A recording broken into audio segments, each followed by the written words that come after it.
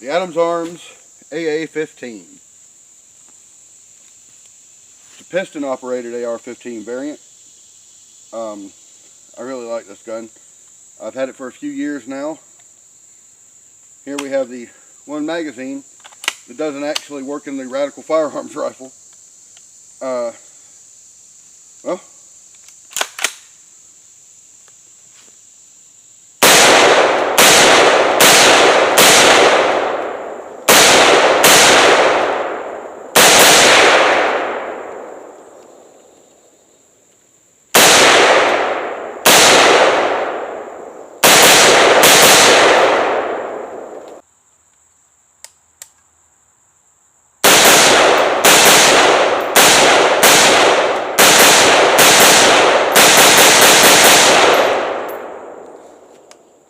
to say that this rifle has very consistent ejection would be an understatement.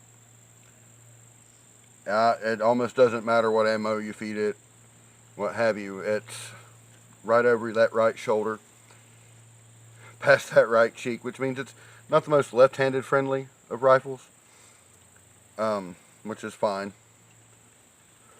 I have this one with dual safeties, and it just sort of sprays the brass out whenever. But let's get into some basics, but differences and comparison here. Now, of course, we have the sliding multi-position CAR M4 type stock back here. We've got the Midwest Industries Picatinny and M-Lock rail. This is Magpul furniture. We have a full-length rifle buffer and tube system back here, and an A2 length MOE stock.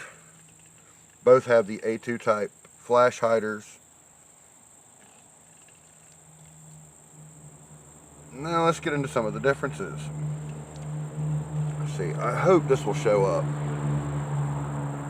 There is a tube just inside there. That tube interfaces with another one, and that sends the propellant gases that are used to cycle the weapon into here. This becomes the piston, so to speak, of this system, because it impacts the rear end of the bolt that has a few little washers on it. Those are pushed to the rear, it unlocks it, and once it's unlocked, the rest of the bolt carrier can move to the rear, pressurize this spring, the spring sends it forward.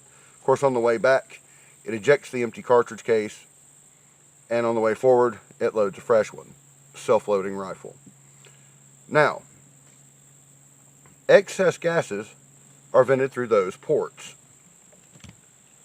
This is essentially no different than the first AR-15s, the AR-10, the M16, M4, and all that.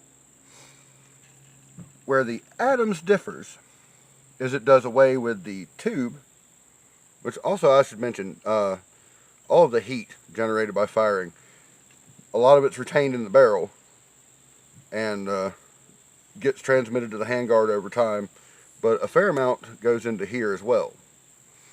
Now, if we take the handguards off of the Adams,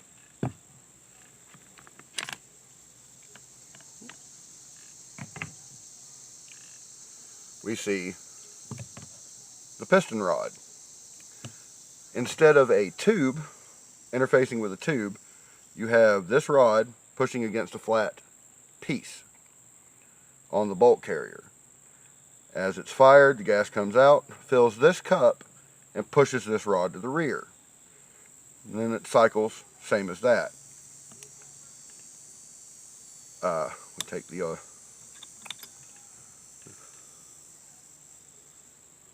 you got that hole for your gas to enter.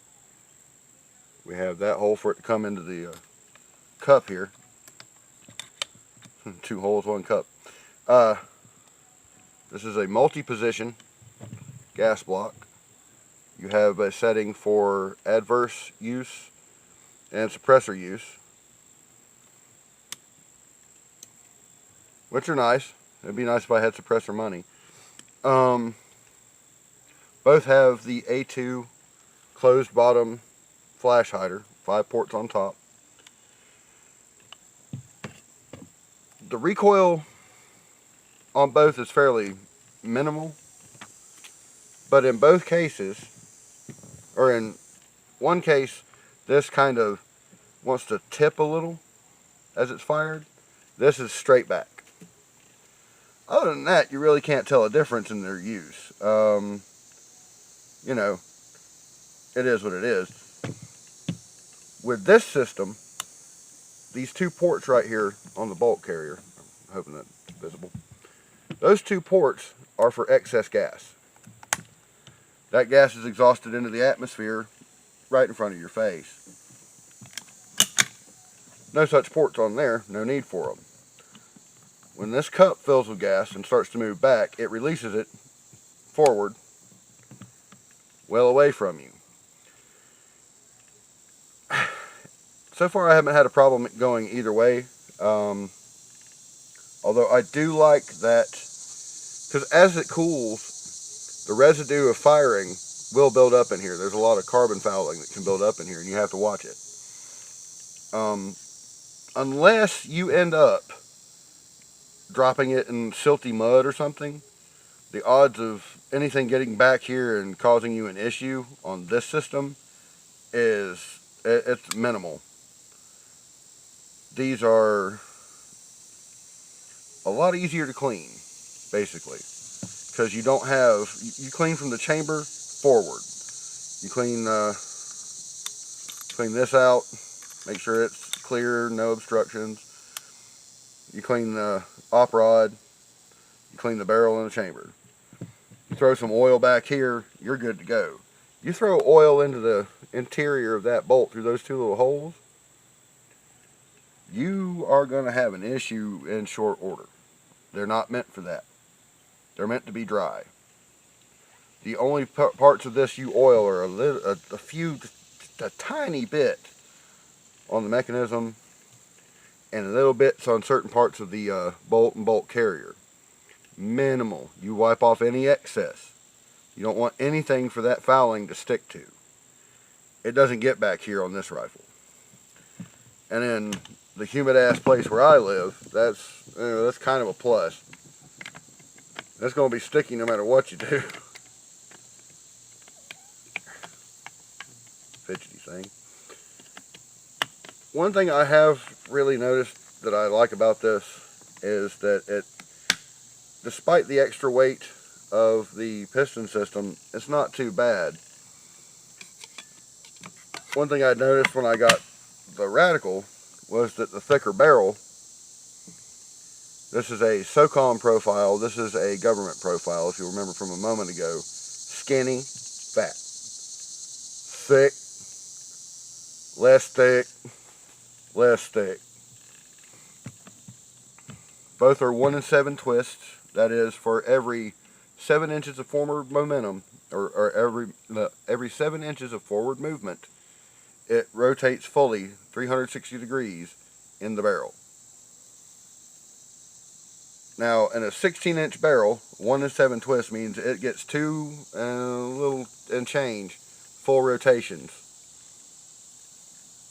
to stabilize the bullets.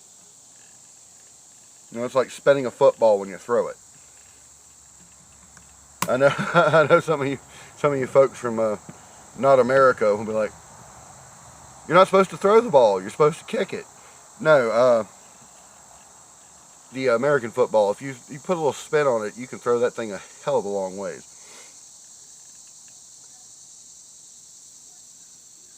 I like this. I'm warming to this. But yeah. I mean, that's a basic look at the general differences. Like, why would you have 2? I tried this first. I like it, but getting another one would be financially problematic. I caught a deal on this right after they had jumped the prices up. So, you know, I basically paid half what they were asking for a brand new one, for this brand new one. It had an issue or 2, but they corrected it within a week, and I had it back, and everything's been fine since. It was a little hiccupy because of the issues, but it hasn't done that since I got it back. I have had no problems out of this yet, but again, I'm not even through a full 250 rounds into this rifle. I have no idea how many I have through this. And despite the warning about overheating the barrel, you know, you're supposed to just keep it steady, keep it slow, don't run it quickly. Emergencies require you to run it as fast as you got to run it. As much as you got to run it. You know, not everything's one mag at the range, like, you know, today probably. But this barrel and this arrangement, I have very little concerns. I'm sure it'll handle everything fine. This has managed to go through 100 rounds. It was 230s in a 40 round magazine, one after the other, passed around between 4 people, took maybe 5 minutes to do. It was scalding hot, but only from here forward. Putting 2 mags through this thing, this is hot, that barrel is hot, you can feel it through these holes. This is starting to warm up. This is actually quite warm, and that bolt is, you don't really want to touch it. Some of you may have noticed this little button.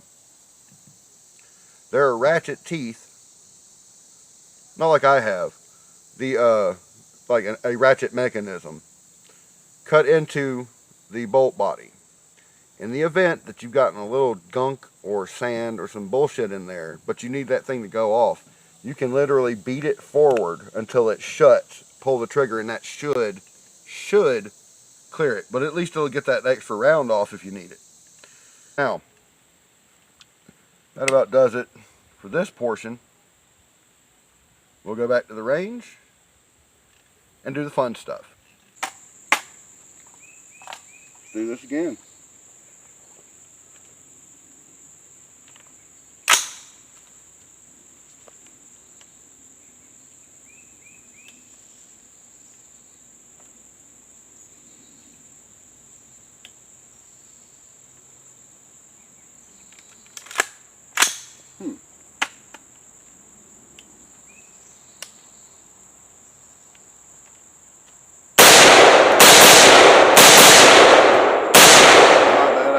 Safe.